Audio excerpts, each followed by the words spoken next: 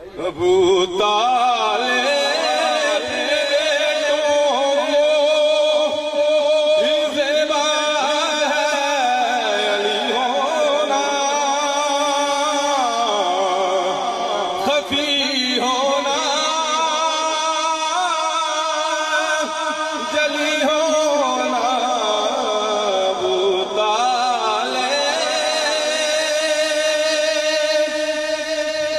जनाब अबू तालिब अलैहिस्सलाम नूं अबू लाहब कहण लगा कि मक्के दा सब तो वड्डा सरदार मैं हां। सईयां फरमाया कि तू मक्के दा सरदार है, असीं पूरी कायनात दे सब तो वड्डे सरदार हैं। मिलाद हजूर दा अबू तालिब ने कलमा नहीं पढ़िया। हजूर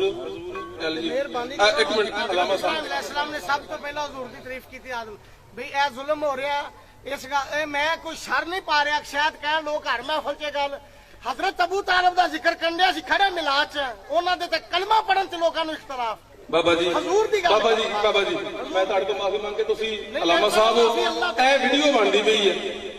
मेरा ईमान है जनाब अबू तालिब दे ईमान ते वीडियो वाला ए कट के बेशक ला दी मेरी जिन्हें मेरा कुछ करना बेशक कर लवे। जनाब अबू तालिब दे ईमान ते मैं मनाजरा नहीं मुबायला कर सकता वा। अगर मैं मर भी जावां तो मेरी कबर ते ठुड्डे मार के क्या जी साडे नाल मुबायला कर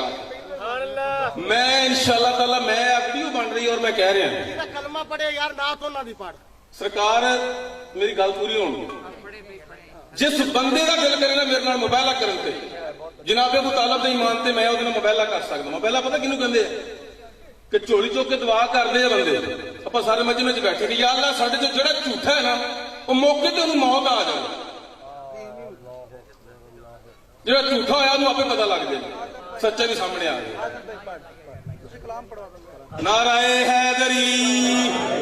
जनाब अबू तालिब अलैहिस्सलाम ने कहा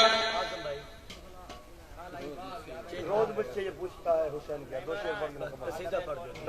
कोई बात नहीं फिर भी आपने कोई बात